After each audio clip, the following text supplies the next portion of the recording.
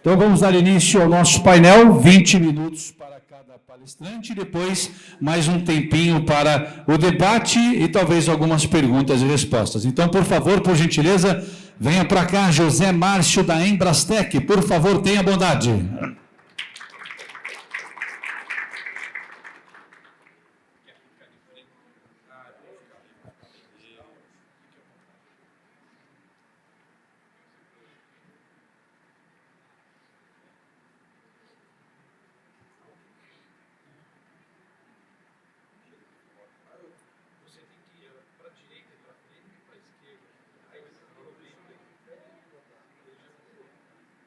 Agora sim. Boa tarde, meu nome é Márcio, eu sou da Embrastec. Nós somos fabricantes de DPS, nós fabricamos DPS, né, exclusivamente DPS. A gente fabrica DPS desde 1991 e eu vou falar um pouco sobre como aplicar DPS, como especificar corretamente o DPS de acordo com a 5419, com a 5410, com a 61643. Vamos lá. A última revisão da 5419, ela teve algumas alterações. Antigamente ela tinha praticamente 40 páginas, hoje ela tem quase 400 páginas. E a gente chamava essa norma de uma norma de SPDA, Sistema de Proteção contra Descarga Atmosféricas. Agora ela passou a chamar PDA, e ela foi dividida em 4 capítulos.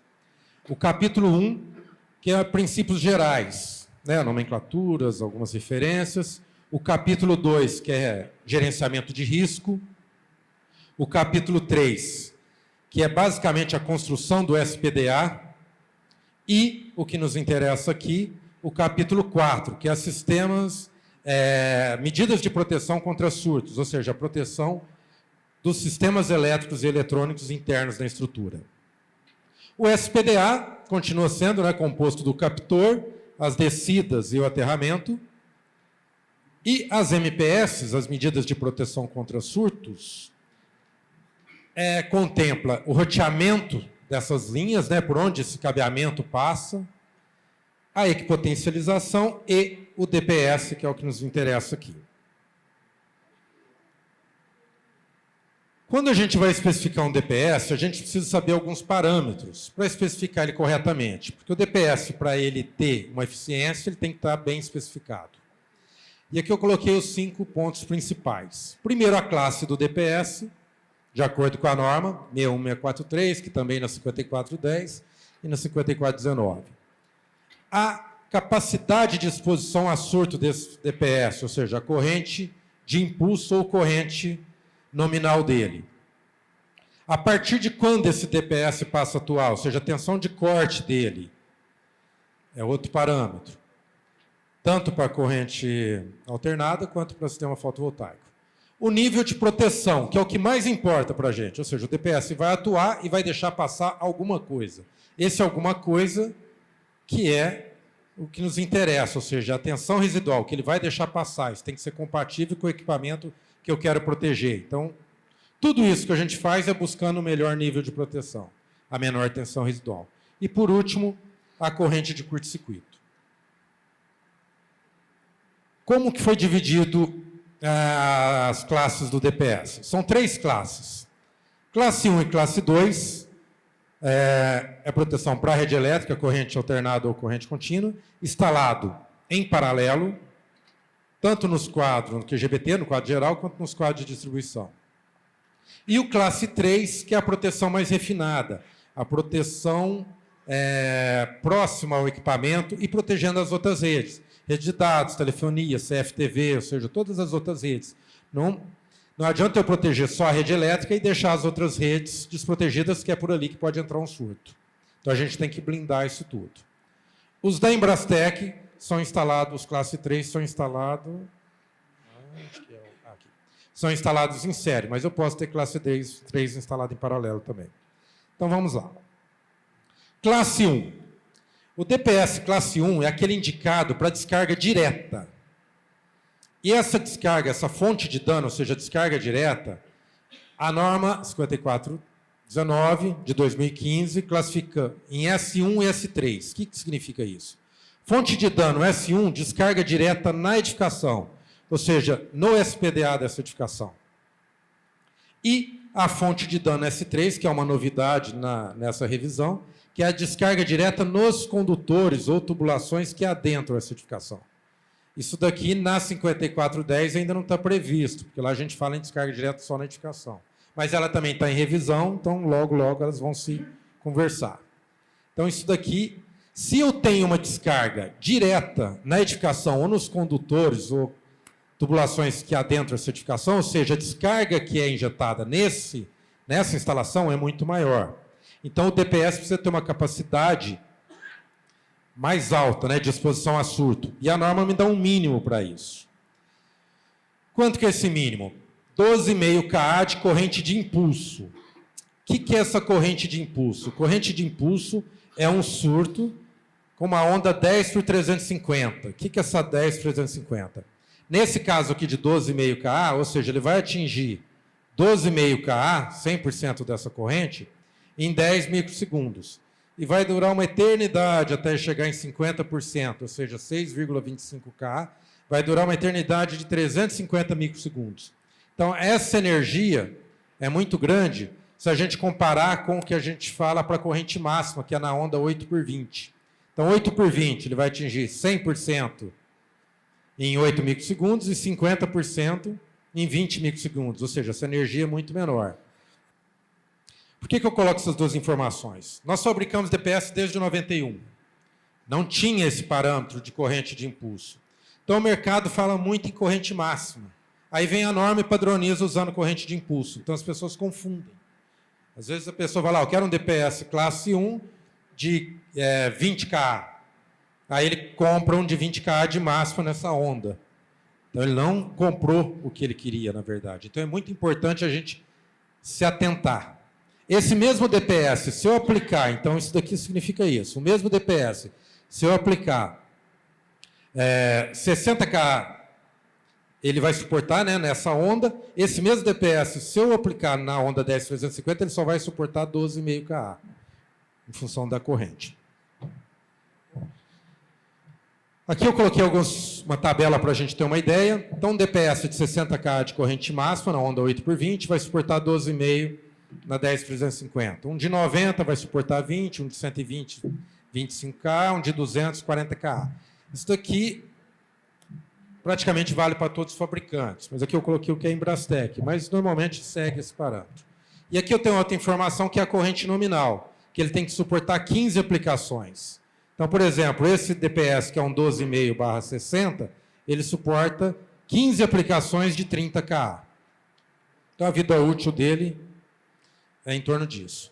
Eu vou andar um pouco rápido com essa parte, porque eu trouxe um gerador de impulso e nós vamos fazer um ensaio. Então, vamos lá. Classe 2. Classe 2 é para descargas indiretas, ou seja, fonte de danos S2 e S4. Se a descarga é indireta, ou seja, ela cai na proximidade da edificação ou na proximidade dos cabos que alimentam essa edificação. Se ela é indireta, a corrente que esse DPS pode ser capaz de ser exposto é bem menor. Qual o mínimo? 5 kA. Qual a onda? 8 por 20, 5 kA, porém de nominal, corrente nominal. Então, ele tem que suportar 15 aplicações, 8 por 20. Eu coloquei aqui a 10/350 para vocês lembrarem a diferença. Um exemplo, um DPS classe 2 de 15 kA de máxima, suporta uma aplicação, 15 aplicações de 5. O de 20 suporta 15 de 10, o de 30, 15 de 15, de 45, 15 de 20 e o de 50, 15 de 25.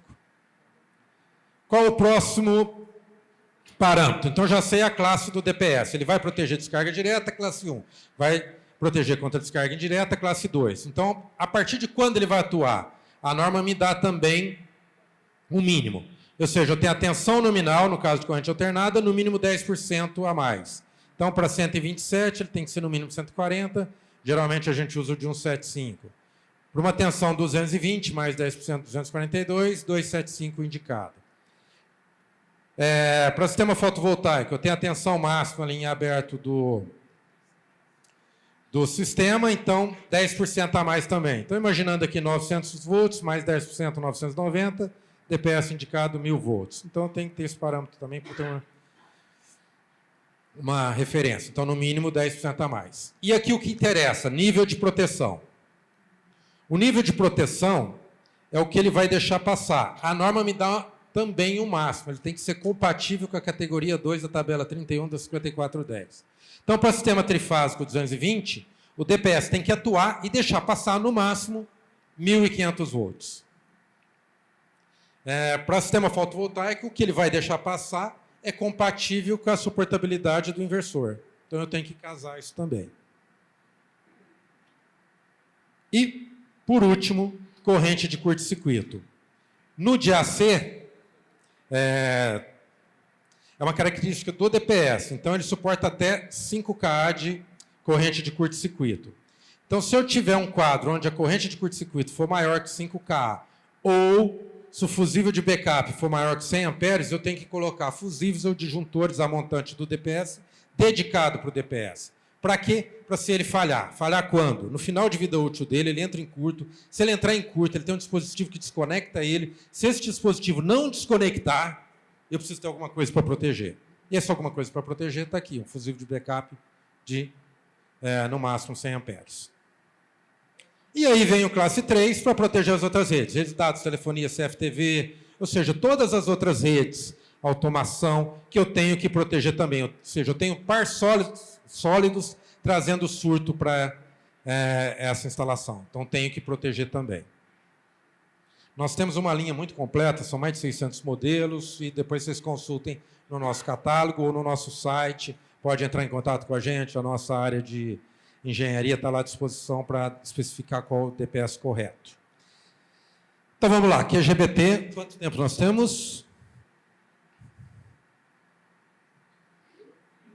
Então, vamos lá. Enquanto você vê, nós vamos indo. Bom, então aqui eu coloquei a coordenação entre os DPS. QGBT eu coloquei o DPS classe 1, ou seja, risco de descarga direta. Aí aqui eu tenho mais de 10 metros entre o quadro QGBT e o quadro de distribuição. Eu coloco o DPS classe 2 nesse segundo ponto.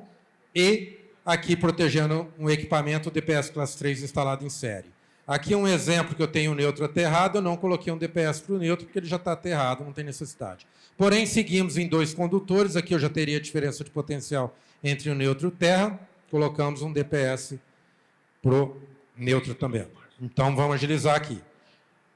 Aqui é um DPS por dentro, ele tem um dispositivo que desconecta ele aqui no final de vida útil, que é uma liga de bismuto, é uma solda que tem uma temperatura mais baixa, em torno de 95 graus. Então, na hora que ele atingir 95 graus no curto-circuito da pastilha dele, ele desconecta. Esse gabinete é injetado em material polimérico, que suporta 270 graus. Então, nós temos 3 vezes a temperatura que esse ponto que a gente espera que tenha desconexão. Então, justamente para dar uma segurança.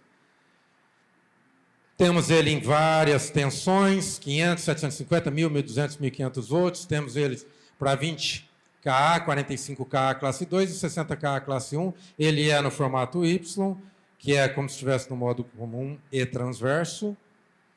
E aqui tem também no nosso catálogo. Temos ele nesse formato monobloco, nesse formato plugável, classe 1 e classe 2. Esse aqui só classe 2. Aqui a aplicação dele protegendo a próxima placa. Eu acho que o Renato vai falar disso, né? Posso correr aqui? Você vai falar? Tranquilo.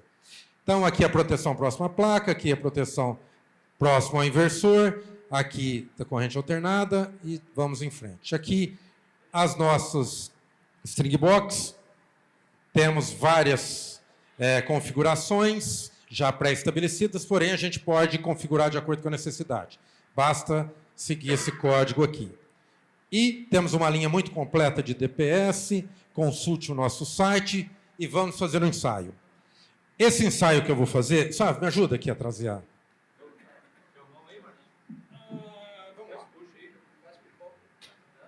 Aqui a gente faz pipoca, sorvete e gera um surto.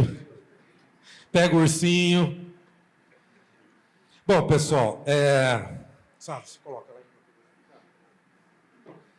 Nós temos um laboratório na fábrica que a gente consegue gerar uma corrente de 100 kA naquela onda 8x20, que é a específica de DPS classe 2, e 20 kA na 10-350, que é para DPS classe 1. Como não dá para trazer o laboratório até aqui, não dá para levar todos até lá, eu trouxe um mini gerador aqui para a gente ter uma noção do DPS funcionado.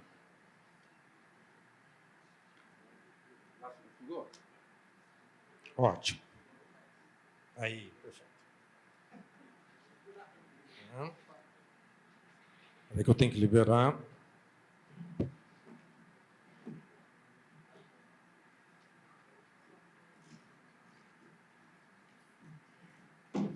Tem um compressor aqui dentro que movimenta o mecanismo e ele fica fechado, porque senão acaba o ar.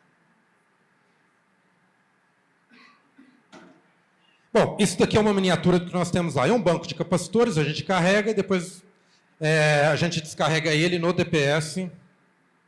Eu faço primeiro isso numa lâmpada com a proteção do DPS, depois eu saco o DPS e faço a mesma coisa diretamente na lâmpada. Aí dá para perceber a diferença do DPS atuando, né?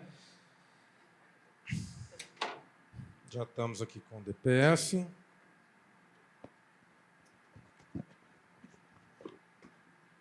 Bom, vamos ver se a lâmpada está ok. Está ok.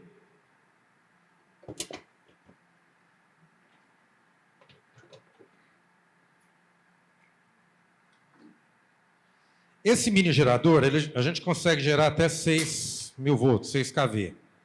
Porém, fora do laboratório não é indicado. Então, aqui a gente vai fazer com 1.600 volts, aproximadamente 4 a 5 kA.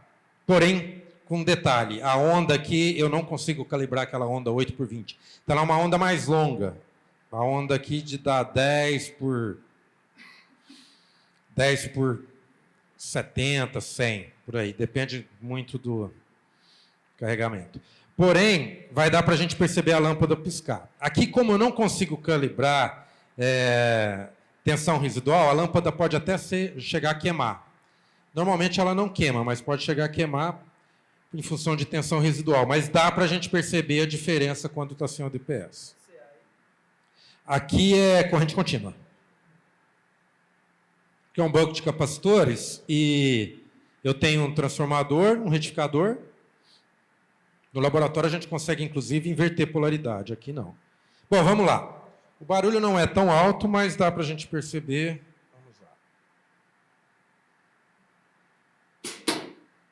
Tranquilo, né? Baixinho o barulho. Vamos aterrar. Vamos ver se a lâmpada está intacta.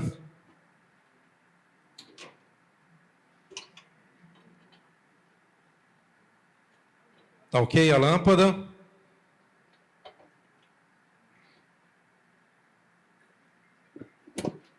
Agora eu tirei o DPS. Então agora os mesmos 1.600 volts serão aplicados diretamente na lâmpada, sem a proteção.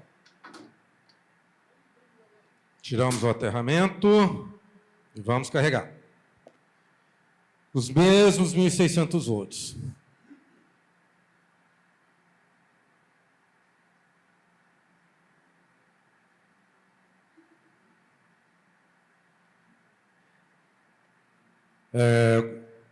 O nosso laboratório está aberto, viu? Quem quiser visitar, aqui está um pouco longe, fica em Ribeirão Preto, mas quem tiver a passeio por lá, estiver em São Paulo, Ribeirão Preto fica 300 quilômetros de São Paulo, dá para chegar lá e visitar o nosso laboratório. Aproveitar e tomar um chopp no Pinguim lá, que é uma choperia famosa. Vamos lá, 1.300.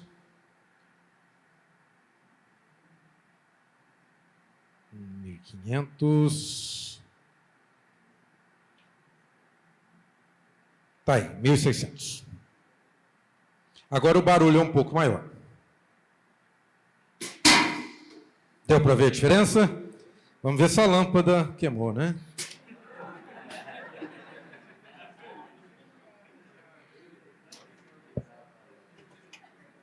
Sobrou só um. Essa é a importância da proteção. Bom, pessoal, corri, porque do tempo, ótimo. Obrigado a todos.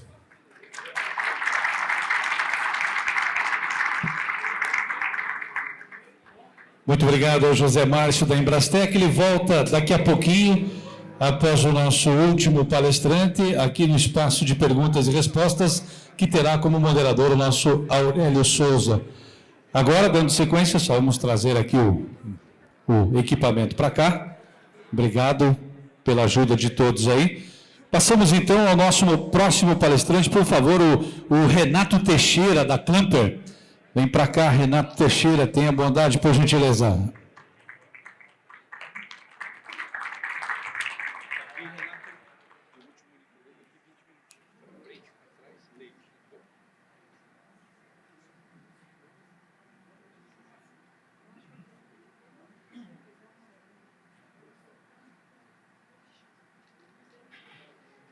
Boa tarde, pessoal, tudo bom?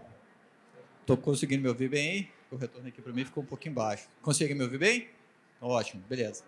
Nós somos a Clamper, uma empresa especialista em DPS, ou seja, dispositivos de proteção contra surtos elétricos. Nosso foco hoje a gente vai falar sobre proteção em sistemas fotovoltaicos, ok? Então vamos lá. A nossa colega passou ali, fez uma sombra ali. Então, nós somos uma empresa 100% brasileira, fundada em 1991, então nós estamos na mesma idade da Embrastec, somos parceiros aí. 100% brasileira, fundada em 1991, especialista no segmento, especialista em DPS, ou seja, nós nos concentramos na desenvolvimento, pesquisa, fabricação e comercialização de dispositivos de proteção contra surtos elétricos e somos líder no segmento. Uma empresa com a matriz em Lagoa Santa, ali em Minas Gerais. Eu vou fazer o mesmo convite, na hora que vocês estiverem em Minas, vocês podem nos visitar, nós vamos comer pão de queijo, tropeiro e tomar pinga, que é a melhor do país, podem ter certeza. Nós temos uma unidade no México e uma atual unidade nos Estados Unidos, ok? Nós temos um laboratório próprio também para simulações de raios e descargas atmosféricas, com emulação e de descargas atmosféricas para formas de ondas 10/350, classe 1, e 8/20, é um dos maiores laboratórios na América Latina.